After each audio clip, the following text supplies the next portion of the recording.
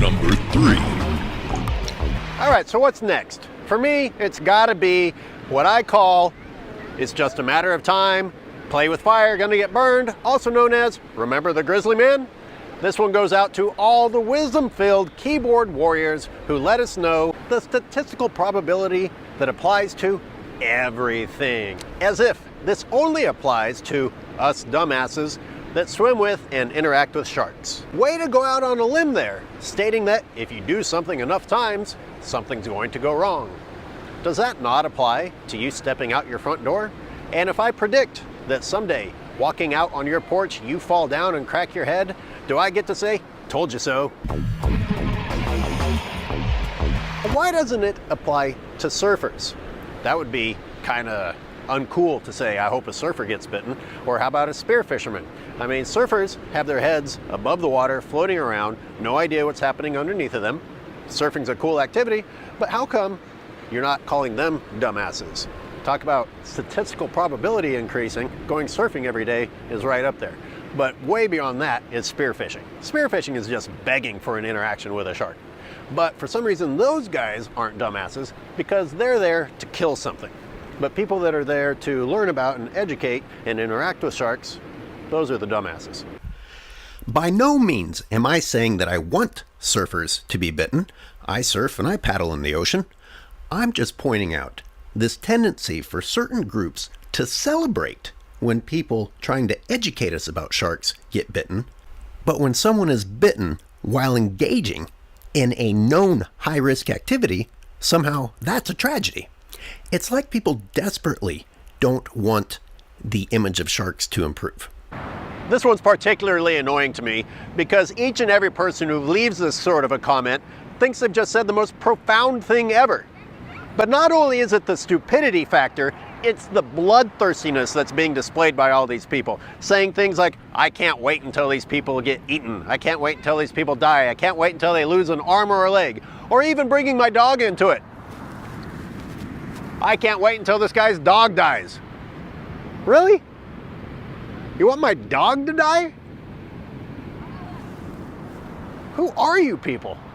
Some of these shark divers being criticized have been doing this their entire lives. Many of them most days of the year. I'm not talking about every now and then getting in the ocean and lucking out. I'm talking about people who spend 300 out of 365 days of the year in the water with sharks. But let's just cut to the chase and say that you bloodthirsty bastards get what you want and one of these more famous people that dive with sharks gets killed or whatever. So everything that they accomplished all the years of their lives right up to that moment is just out the window. It means nothing. Ha ha ha, told you so, sharks bite people.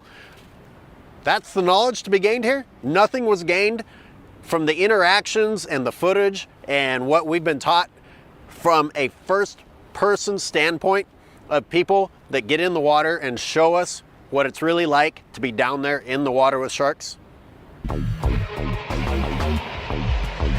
Now, as long as we're talking about how these people suddenly become idiots because something went wrong once in their entire career of shark research, let's also examine the double standard, or in some cases triple standards, of who we choose to listen to in terms of being a shark expert and who we reject. Many of you know the name Dr. Eric Ritter, who, by the way, has a refreshingly honest and insightful podcast. But you don't know him from that or any of his other great shark work. You know him because he lost his calf to a bull shark on camera. And all the shark haters of the world rejoiced and clapped and got to say, ha ha, that guy got what he deserved. Everything Eric has accomplished in his entire life and everything after that incident apparently don't mean anything because a bull shark actually bit somebody. That's not to say that being bitten by a shark was a testament to him or an accomplishment, but isn't it funny that depending on how the media or the networks want to spin it, people who have been bitten by sharks get to be hosts of shark shows because they are now experts. Eric, the shark interaction scientist, is an idiot when he gets bitten.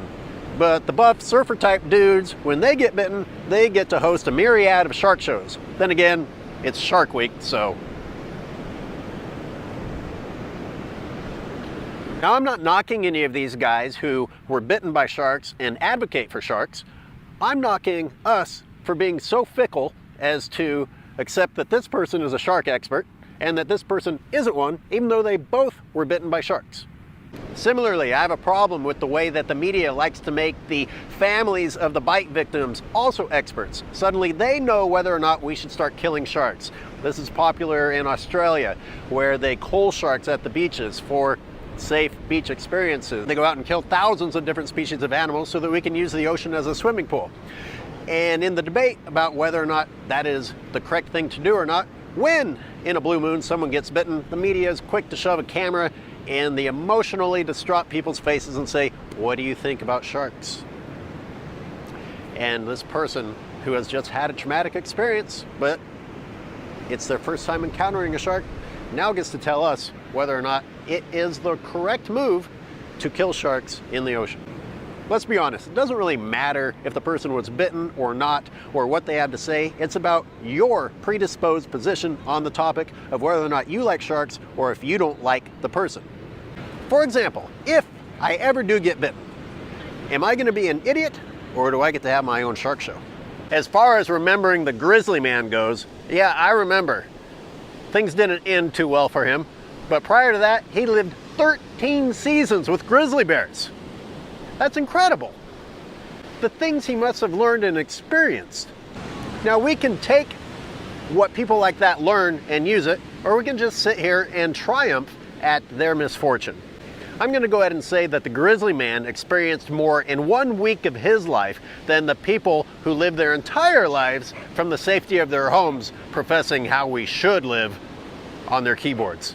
You know what? That's what it really is for me. People whose overall goal or message to anyone who will listen to them is, see, look, you should be scared of the earth. Stay inside, hide, kill everything else, because the only way to survive on planet Earth is to dominate the planet and get rid of anything that we're afraid of.